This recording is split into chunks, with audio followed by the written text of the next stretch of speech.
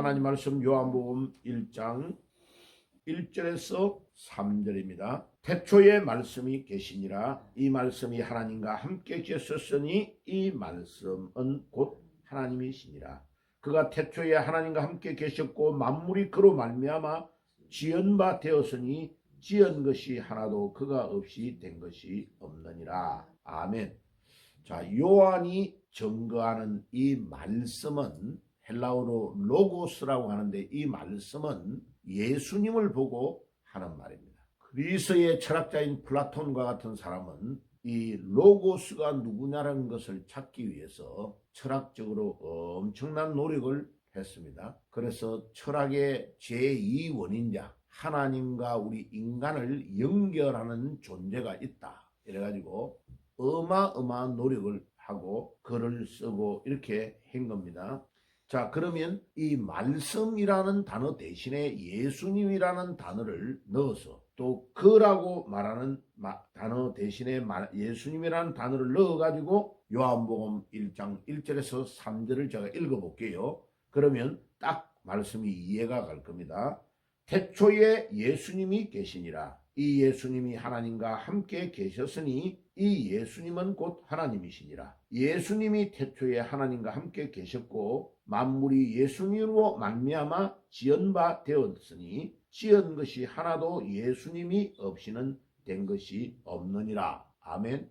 보세요. 말씀이라는 단어 대신에 예수님이라는 단어를 딱 넣으면 문장이 아주 이해가 깔끔하게 될 수 있죠. 그 다음에 창세기 1장 1절에 태초에 하나님이 천지를 창조하셨다 이랬는데, 그 태초에 하나님이 바로 삼위일체 하나님이시고, 창세기 1장 1절의 태초와 요한복음 1장 1절의 태초는 시간의 개념이 다릅니다. 시간으로 따지면 요한복음 1장 1절의 태초가 더 빠른 시간을 말합니다. 창세기 1장 1절의 태초는 시간이 시작되는 째깍째깍, 그때부터 우리가 말하는 시간이 가는 시간을 말합니다. 그런데 요한복음의 태초라는 단어는 창세기 1장 1절의 시간이 시작되기 바로 이전의 모든 영겁의 세월, 영원한 시간들을 한마디로 묶어서 요한은 태초라고 말하고 있습니다. 그러니까 시간으로 따지면은 요한복음 1장 1절의 태초가 더 앞선 시간을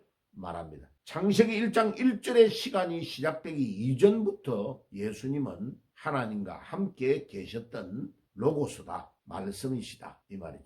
그러니까 우리가 성경을 말씀이라고 말하고 있잖아요, 그죠? 그런데 그 성경이라는 말씀이 인격을 말합니다. 예수 그리스도라는 인격을 요한은 말씀이라고 표현을 하고 있는 겁니다. 그래서 처음 믿는 사람에게 목사님 성경을 어디부터 읽으면 좋아요? 라고 물어볼 때가 많아요. 그러면 요한복음을 먼저 읽으세요 라고 말하는 것을 많이 듣게 됩니다. 그죠? 왜 그럴까요? 요한복음이 요한이 예수님을 아주 잘 표현을 하고 있기 때문에 그래요. 요한복음에 기록이 되어 있는 것 중에 마태, 마가, 누가복음에 공간복음에 기록 안 된 것이 꽤 있어요. 예를 들면 요한복음 15장의 포도나무의 비유 같은 이런 것들은 요한만 기록하고 있습니다. 이와 같이 예수님을 가장 가까이에서 밀착 지지하고 예수님을 가장 사랑한 제자 중에 한 명이었던 이 요한이 예수님을 아주 표현을 잘한 겁니다.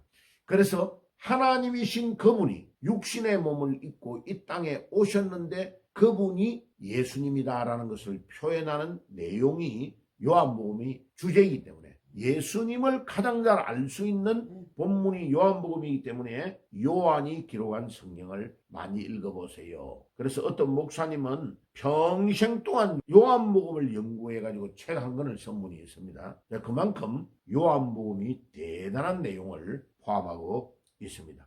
오늘의 썸네일의 제목대로 아기 예수, 그 예수님은 누구시냐 이 말이죠. 첫째로 그 예수님은 말씀의 본체시다. 그분이 육신을 입고 인간으로 탄생하셨는데 그분이 곧 하나님이다 이 뜻이죠. 그러니까 하나님은 영으로 계셔서 우리 인간의 눈으로 보이지 않습니다.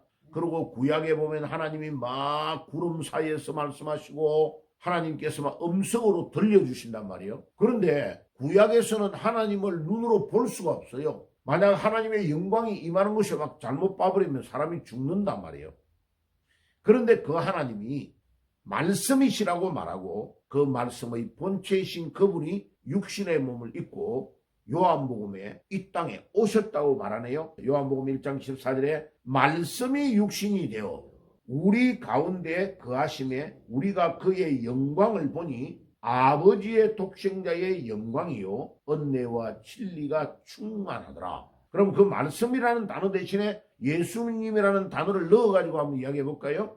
읽어볼게요. 예수님이 육신이 되어 우리 가운데 거하심에 우리가 예수님의 영광을 보니 아버지의 독생자의 영광이요 은혜와 진리가 충만하더라. 보세요. 금방 이해를 할 수 있죠. 말씀이라는 단어에 예수님을 딱 넣으면 금방 이해가 가는 겁니다. 18절에 보세요. 뭐라고 기록되어 있나요? 본래 하나님을 본 사람이 없어되 아버지 품속에 있는 독생하신 하나님이 나타내셨느니라.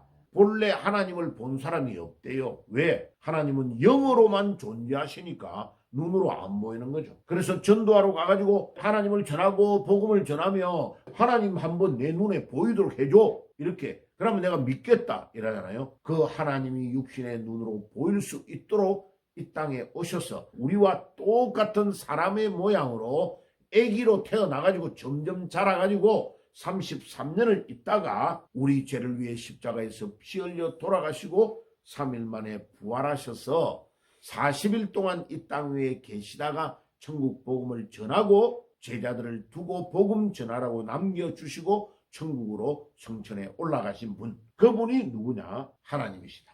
우리의 눈으로 볼 수 없는 하나님을 우리 눈으로 보고 만지고 안을 수도 있고 그 요한은 베개를 베고 예수님의 무릎에 잠을 잘 수 있는 인격체로 이 땅에 오신 분인데 그분은 참 하나님이시고 참 육체를 입은 인간의 모습으로 이 땅에 오셨는데 그분이 곧 하나님이시다라는 것을 증거하는 것이 요한복음의 주제입니다. 두 번째로 그 말씀의 본체이신 예수께서 육신의 몸을 입고 직접 이 땅에 오신 것이 조금 전에 읽어드렸던 요한복음 1장 14절입니다. 그럼 보세요. 그 영으로만 존재하신 무한대의 하나님은 그분은요 영으로 계시기 때문에 안 계시는 곳이 없고 모든 것들을 다 하실 수 있고 전지전능하신 분이시단 말이에요.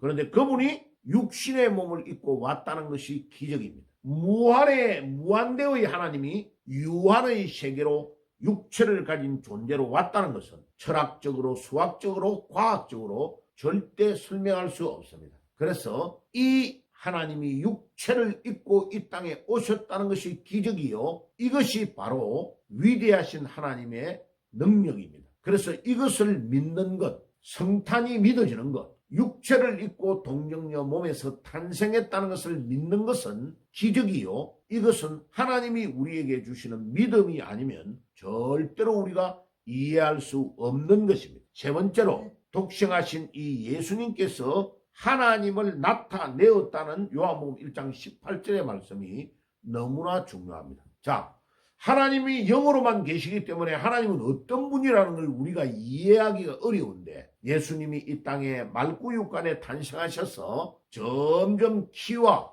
모든 지혜가 자라나고 점점 자라나는데 이 예수님은 모든 것들을 완벽하게 수행하는 인간으로서 모습을 보여주셔가지고 우리의 죄를 위해 십자가에 피 흘려 돌아가시고 3일 만에 부활하셨는데 히브리서 4장 14절과 15절에 보니까 그분은 죄가 없는 분이라고 우리에게 소개하고 있는 겁니다. 그러니까 완벽하신 인격체로 우리에게 모범을 보여주셨습니다. 그래서 우리에게 우리 죄 많은 인간이 핑계하면서 하나님 예수님 우리는 뭐 따라가려고 마음은 많았지만 우리 예수님을 따라가지 못한 육체를 가진 인간이니까 우리가 죄를 지을 수밖에 없습니다라고 핑계하면 핑계할 수가 없다고 말하는 겁니다. 왜? 우리 예수님이 우리와 똑같은 조건에서 33년을 사셨는데 죄 짓지 아니하고 잡음죄도 없이 원죄도 없이 동정녀의 몸에서 탄생하셔서 완벽한 인간의 모습을 우리에게 보여주시기 때문에 사도 바울이 고린도전서 11장 1절에 내가 그리스도를 본받는 자 된 것처럼 너희들도 나를 본받는 자 되라고 하시는 이 제자의 도를 가르쳐 주시고 예수님이 천국으로 가신 것입니다. 이제 남은 사역은 예수님이 이 인류를 완전히 심판하기 위해서 다니엘서 7장 14절에 만왕의 왕으로 만주의 주로 오시는 일만 남았다. 그래서 우리는 예수님을 믿게 되고 알리 흉이라는 사람이 쓴 세계 생존 종교의 책에 보면 결론이 딱 이렇게 나옵니다. 전 세계에 이 대한민족 이상을 믿고 있는 세계적 종교가 11개나 있는데 그 종교를 다 연구하면 종교의 창설자, 불교 같으면 마호메트, 그 다음에 회교 같으면 회교의 이 마호메트, 이런 모든 창설자를 연구해 보면 그들에게 다 문제가 있다는 거예요. 그런데 우리 기독교는 기독교를 창설한 예수님에게는 전혀 문제가 없다.